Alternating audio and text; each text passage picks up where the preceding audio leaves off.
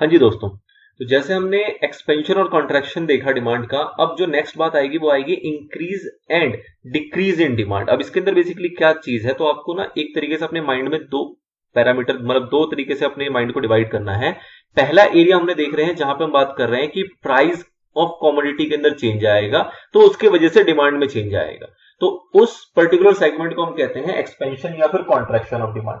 ठीक है, फिर दूसरा एरिया आ रहा है जिसमें हम यहां पे इस वाले एरिया में क्या कह रहे थे कि हम प्राइस में चेंज आएगा और अदर थिंग्स आर कांस्टेंट, बाकी चीजों में कोई चेंज नहीं आएगा। अब हम दूसरे एरिया में कह रहे हैं जहां पे हम कह रहे हैं कि भाई साहब अगर दूसरों में भी चेंज आ जाए तो क्या होगा, मतलब कि जो और डिटरमिनेंट्स हैं जैसे कि इनकम बात कर लें कि कंज्यूमर की इनकम है उसके अंदर चेंज आ जाए, टेस्ट एंड प्रेफरेंस में चेंज आ जाए, रिलेटेड गुड्स जो होते हैं कॉम्प्लीमेंट्री या फिर हमारा सब्स्टिट्यूट गुड्स उसके अंदर उसकी प्राइसेस में कोई चेंज आ जाए, तो अगर उनमें भी चेंज आ जाएगा तो उसका क्या रिजल्ट आएगा, हमारी डिमांड को उसका क्या इफेक्ट पड़ेगा, वो जो रिजल्ट होगा उस कॉन्सेप्ट को हम कहते हैं इंक्रीज और डिक्रीज इन डिमांड। मतलब कि प्राइस की अगर बात करें, इसी के चेंज की बात करें और इसके इफेक्ट की बात करें तो वो हमारा एक्सपेंशन कॉन्ट्रैक्शन को डिफाइन करता है। और हम प्राइस के साथ साथ अगर हम कह दें कि और जो अदर्स मैटर्स हैं जिसको हम कहते हैं हमेशा कि भाई साहब इसको कांस्टेंट रखना है, अगर इनके अंदर भी चेंजेस आ जाता है तो उसका जो इंपैक्ट पड़ेगा वो इंपैक्ट डिस्क्राइब करता है आपका increase and decrease in demand के जरिए। मतलब कि अगर उस चेंज की वजह से सपोज करो किसी की इनकम बढ़ जाएगी,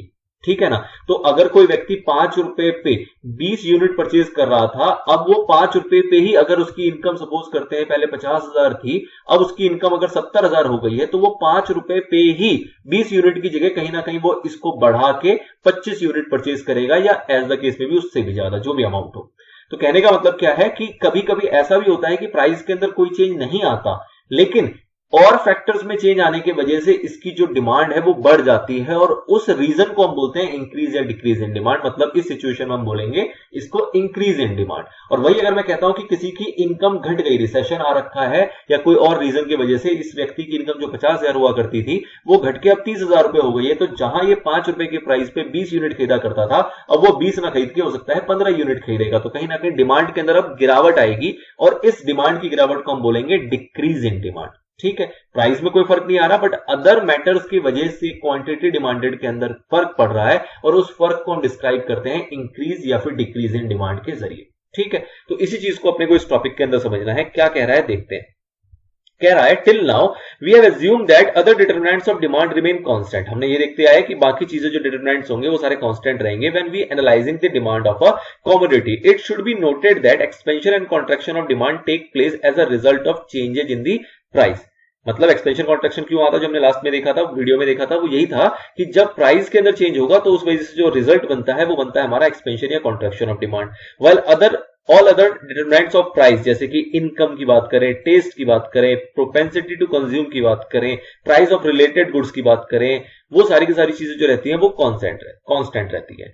अब कह रहे हैं the other factors remaining constant meaning that the position of the demand curve remain the same. जैसे कि हमने पीछे देखा कि अगर बाकी फैक्टर्स को कांस्टेंट रखते हैं तो मेरा डिमांड कर्व जो था, जो डिमांड कर्व आपने देखा था वो एक ही डिमांड कर्व रहेगा, इसमें कोई चेंज नहीं आएगा, ये अप डाउन होगा, इंटरसेक्शन पॉइंट जो होगा वो मेरे अप डाउन हो जाएंगे लेकिन डिमांड कर्व मेरा एक ही रहेगा।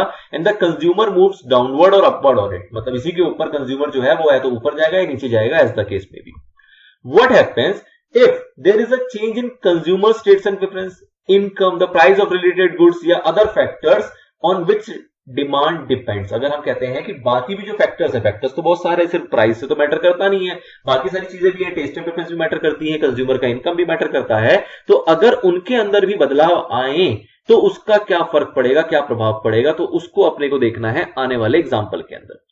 आगे बताया गया table 3 show that the possible effect of increase in income of the consumer on quantity demanded of commodity x. अब देखिए यहां पे क्या चल रहा है, कह रहा है कि कमोडिटी एक्स है और उसके लिए अलग अलग सिचुएशन दे दी। कह रहा है कि अगर हम ए सिचुएशन की बात करें जहां पे प्राइस था 5 रुपए और अगर इस व्यक्ति की जो इनकम थी, कोई भी एक हाउस होल्ड है उसकी जो एक एवरेज इनकम है वो है 20,000 रुपीज पर मंथ, अगर 20,000 रुपये हर महीने कमाता है तो ये 5 रुपए के प्राइस पे इसका 10 क्वांटिटी मतलब 10 यूनिट परचेज करता है। और वही कहते हैं कि अगर इसकी इनकम 20,000 से बढ़ के लेट से 25,000 हो जाती है तो ये 5 रुपए के ही प्राइस पे 10 की जगह इसकी क्वांटिटी डिमांडेड बढ़ा के कितनी हो जाएगी, 15 हो जाएगी, which is denoted as A1। मतलब कि प्राइस तो सेम ही है, प्राइस तो अभी भी 5 का ही है, लेकिन जहां वो 10 यूनिट खरीदता था अब वो खरीद कितना रहा है, 15 यूनिट। और वही अगर हम इसको घटा देते हैं, मतलब 4 रुपए कर देते हैं, तो ऑब्वियस सी बात है करंट इनकम में भी इसके ऊपर चेंज तो आएगा ही आएगा, 10 की जगह 15 खरीदेगा। लेकिन अगर ये प्राइस घटने के साथ साथ इसकी अगर इनकम भी बढ़ जाती है तो ये 15 के बदले कहां पे आ जाएगा, 20 पे आ जाएगा। ऐसे ही ये और घटेगा, ये और बढ़ेगा, वो तो कॉन्टिन्यूसली चलेगा ही चलेगा। कहने का मतलब क्या हुआ कि प्राइस चेंज हो रहा है, ये प्राइस आपका चेंज हो रहा है, तब तो ये क्वांटिटी बढ़ी रही है, नो डाउट, ये तो हमने पीछे भी देखा। लेकिन अगर इनकम भी चेंज होता है, 20 से 25 की तरफ जाता है, तो उस केस में भी ये 10 से 15 हो जाता है, 15 से 20 हो जाता है, 20 से 25 हो जाता है, 35 से 40 हो जाता है, 60 से 65 हो जाता है। कहने का मतलब क्या हुआ कि इनकम चेंज, ये अदर फैक्टर्स है, इसके अंदर भी चेंज आने से हमारी क्वांटिटी डिमांडेड के अंदर जो है वो चेंज आता है। ठीक है, इसको हम डिनोट कर रहे हैं अलग से, जिसको हम ABCD1 के आगे ABCD के साथ साथ 1 और मार्क कर रहे हैं। अब इसी की अगर हम प्लॉटिंग देखें तो प्लॉटिंग से आपको समझना है अच्छे से कि एक डिमांड कर्व तो इजीली आपका बन जाएगा विच इज डी। अगर मैं डी डिमांड कर्व की बात करूं तो ये तो सिंपल है, जो आपका प्रेजेंट सिचुएशन के अंदर था कि अगर हम कहते हैं कि प्राइस 5 होगा तो उस केस में इंटरसेक्टिंग पॉइंट यहां आएगा, हमारी क्वांटिटी डिमांडेड 10 रहेगी। प्राइस अगर 4 पे आ गया तो ये आपका बढ़ के 15 हो जाएगा, 3 पे आया तो ये बढ़ जाएगा, 2 पे आया बढ़ जाएगा, 1 पे आएगा और बढ़ जाएगा, हमारा क्वांटिटी डिमांडेड 60 पे चला जाएगा। अगर हम कह रहे हैं कि 5 पे ही रहे और इनकम बढ़ जाए, अगर इनकम बढ़ जाएगी तो 5 पे ही रहेगा, तो ये तो आपका सीधा सीधा चलेगा। लेकिन इनकम बढ़ा है, इस वजह से जो क्वांटिटी डिमांडेड है वो आपका 10 से बढ़ के 15 पे चला जाएगा। तो कहीं ना कहीं एक सेम लेवल पे एक नया इंटरसेक्टिंग पॉइंट क्रिएट हो गया। ऐसी 4 पे भी बात करेंगे तो ये जो आपका 15 पे था ये बढ़ के 20 पे चला गया, तो सेम लेवल पे एक इंटरसेक्टिंग पॉइंट नया क्रिएट हुआ और इन सभी नए इंटरसेक्टिंग पॉइंट से एक नया डिमांड कर्व क्रिएट हो गया विच इज कॉल्ड D1। ठीक है, अब ये D1 जो डिमांड कर्व है ये D से आगे की तरफ जा रहा है, मतलब राइट की तरफ जा रहा है। ठीक है ना, क्यों राइट की तरफ जा रहा है, क्योंकि यहां पे इनकम जो है, जो अदर मैटर्स है वो बढ़ी है, तो इस वजह से ये राइट की तरफ जा रहा है। अगर मैं इसका उल्टा कहूं तो अगर इनकम मैं कहता हूं कि घटी होती तो उस केस में जो ये D है और जो इसका D1 है वो इस तरफ आता, ना कि राइट की तरफ जाता, ये लेफ्ट की तरफ आता। ठीक है, तो कहने का मतलब क्या हुआ कि जब अदर फैक्टर्स के अंदर चेंज आएगा तो मेरा डिमांड कर्व नया क्रिएट होगा। सिर्फ अपवर्ड और डाउनवर्ड से काम नहीं चलेगा। अपवर्ड डाउनवर्ड तो ये रहा, अपवर्ड था, ये डाउनवर्ड हुआ, ये डाउनवर्ड हुआ, बट ये तभी तक है जब मेरा सिर्फ प्राइस में चेंज आएगा। अगर मैं कहता हूं अदर फैक्टर्स के अंदर भी चेंज आता है तो उस केस में एक नया डिमांड कर्व ही क्रिएट हो जाएगा, जो कि आपको लेफ्ट या राइट साइड की तरफ इंडिकेट करेगा एक नया डिमांड कर्व के साथ। ठीक है, चलिए जी, इसी चीज को और आगे देखते हैं, क्या बात बताई जा रही है। कह रहे हैं these new data are plotted in figure number 4 as demand curve DD along with the original demand curve DD. We say that the demand curve of X has shifted, in this case it has shifted to right. ये हमारा right की तरफ गया है। Demand curve जो आपका ये था, ये जो डिमांड कर्व था ये कहीं ना कहीं इससे आगे की तरफ जा रहा है, राइट की तरफ जा रहा है। रीजन बीइंग क्योंकि यहाँ पे इनकम जो हम कंज्यूमर की कह रहे हैं वो कह रहे हैं कि बढ़ी है। For example at the price of 4 per unit 15 units are demanded when average household income कितना था, 20,000 रुपए पर मंथ। मतलब 4 रुपए पे हम कितना डिमांड करते थे, 15 यूनिट की, जब हमारी इनकम होती थी 20,000 रुपए पर मंथ के हिसाब से। When the average household income rises हो गई 25,000, तो हमारा जो डिमांड था वो 4 रुपए के ही प्राइस पे जो यूनिट था वो 15 से बढ़ के 20 पे आ गया। Rise in income the shift the demand curve to right, मतलब कि इनकम यहां पे राइज हुई है इसलिए राइट में जा रहा है। अगर इसका उल्टा होता तो डिमांड कर्व जो है वो राइट में न जाने के बदले एक डिमांड कर्व इधर की तरफ ड्राफ्ट होता, जिसको हम कहते हैं कि डिमांड कर्व हमारा लेफ्ट में आ रहा है। ठीक है जी, आगे बढ़ते हैं।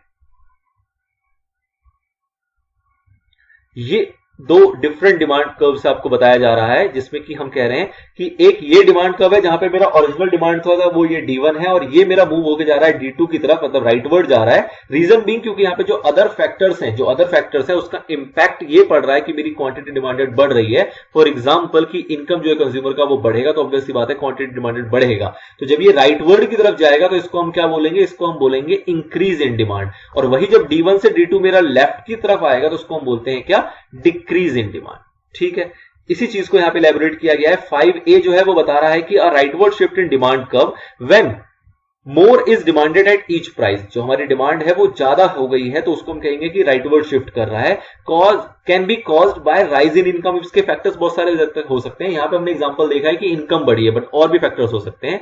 तो कहा जा रहा है can be caused by rise in income और rise in price of substitute, a fall in the price of complement, a change in taste in the favor of this commodity, an increase in population, a redistribution of income two groups who favour this commodity. मतलब कोई भी factors हो, आपने बहुत सारे determinant पीछे पढ़े थे, प्राइस, कमोडिटी के प्राइस को छोड़ के बाकी जितने भी डिटरमिनेंट्स हैं उसकी वजह से उसका फेवर है इस कमोडिटी में, और जिसकी वजह से इसकी क्वांटिटी डिमांडेड बढ़ रही है, और ये जो शिफ्ट कर रहा है ये कर रहा है राइट वर्ड, और इसी का लेफ्ट वर्ड हो जाएगा जस्ट अपोजिट, जहां पे डिमांडेड जो होगी वो क्या हो जाएगी आपकी, लेस हो जाएगी। उस प्राइस के ऊपर जो क्वांटिटी डिमांडेड है वो गिरेगी। Can be caused bye fall in income, मतलब कि कंज्यूमर की इनकम की बात करें तो वो गिरावट हो गई। Fall in the price of substitute, जो सब्स्टिट्यूट गुड्स थे उसकी प्राइस गिरी तो उससे आपकी जो कमोडिटी थी उसकी क्वांटिटी डिमांडेड के अंदर भी डिक्लाइन आएगा। Rise in the price of complement, change in taste against the property. अब यहां पे क्या था, in favour of this commodity था, यहां पे अगेंस्ट दिस कमोडिटी है। Decrease in population, redistribution of income away from groups which favour this commodity. तो कहने का मतलब क्या है कि जब सारा कुछ अगेंस्ट में चलेगा तो क्वांटिटी डिमांडेड गिरेगी, और क्वांटिटी डिमांडेड गिरेगी तो जो शिफ्ट होगा डिमांड कर्व का वो होगा लेफ्ट वर्ड, और जब वो ये सारी चीजें फेवर में चलेंगी तो जो शिफ्ट होगा वो होगा राइट वर्ड। ठीक है, राइटवर्ड शिफ्ट होगा उसको अपन लोग बोलेंगे इंक्रीज इन डिमांड, और लेफ्टवर्ड होगा तो ऑब्वियसली वो कहलाएगा डिक्रीज इन डिमांड। तो कहीं ना कहीं ये डिफरेंट है, एक्सपेंशन और कॉन्ट्रैक्शन थे। बाकी इसके ऊपर एक डिटेल चर्चा और होगी अपने नेक्स्ट पार्ट के अंदर। इसमें इतना ही, मिलते हैं जब तक आपसे अगले पार्ट।